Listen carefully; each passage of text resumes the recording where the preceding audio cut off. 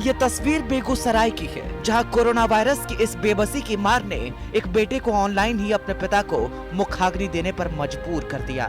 लाचारी और बेबसी का इससे ज्यादा दिल दहला देने वाली तस्वीर और क्या हो सकती है। इनके पिता 65 वर्षीय चंद्रदेव राम दीमापुर के नागालैंड में एक गैरेज में गार्ड का काम करते थे। लॉकडाउन के बीच ही उनकी तबीयत बिगड़ गई। चंद्रदेव राम लकवा से ग्रस्त हो गए। घर वालों को जब इस बात की जानकारी मिली तो इन लोगों ने चंद्रदेव राम से मिलने के लिए पूरी कोशिश की।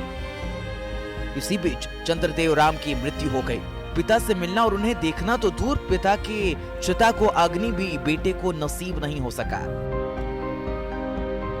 एक और दीमापुर के नागालैंड में चंद्रदेव राम का दाह संस्कार हो रहा था तो दूसरी ओर घर वाले वीडियो कॉलिंग के जरिए देख रहे थे। बेटे पुतले को मुखाग्नि दे रहे थे।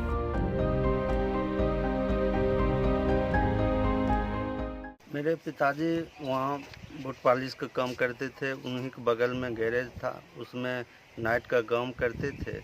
जब लॉकडाउन कारण सब जगह बंद था तो सोचे कि जे वहाँ मतलब नाइट गार्ड काम कर सकते हैं, वहाँ जाकर खाली सोएंगे।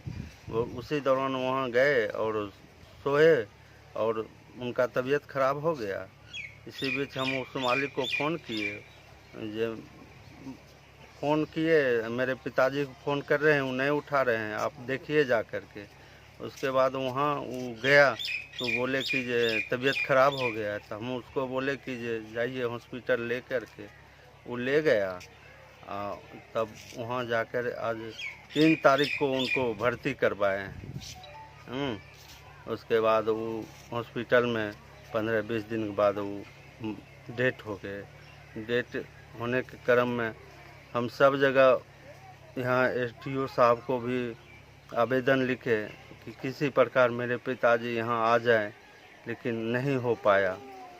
उसके बाद वहाँ पड़ोसी गांव के हैं, वो सब लोग को बोले कि जो वहीं दाह संस्कार किया जाए।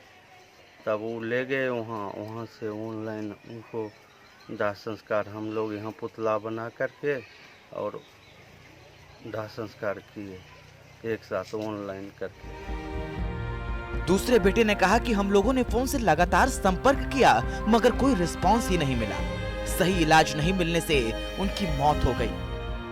लोग बार बार फ़ोन से संपर्क भी किए लेकिन कहीं किसी से कोई रिस्पांस ही नहीं मिला हमको, जिसके कारण वहाँ आज उनका डेट भी हो गया। और हम लोग मतलब लाश के लिए भी वहाँ से संपर्क किए प्रशासन से।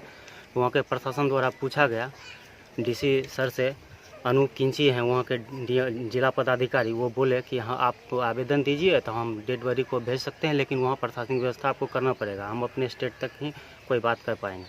तो वहाँ से यहाँ हमको कोई व्यवस्था नहीं हुआ, इसलिए हम बोल दिए सर हमारे पास कोई व्यवस्था नहीं है, वहीं व्यवस्था किया जाए। तो ऑनलाइन व्यवस्था किया गया वहाँ और वहीं उनका मुखाग्नि किया और हम लोग पुतला बनवा करके यहाँ और यहीं गंगा किनारे जा कर के ऑनलाइन उनका दर्शन करते हुए और सारा विधि विधान वहाँ ऑनलाइन के माध्यम से हम लोग यहाँ किए हैं।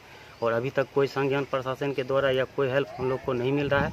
बहुत गरीब आदमी हैं हम लोग, गरीब गुरबा हैं, ना कोई प्रशासन हमको, मुखिया सरपंच कोई भी या अनुमंडल पदाधिकारी या प्रखंड विकास पदाधिकारी या जिला से कोई भी तरह का कोई आदमी ना संज्ञान ले रहे हैं, ना पूछने के लिए आ रहे हैं।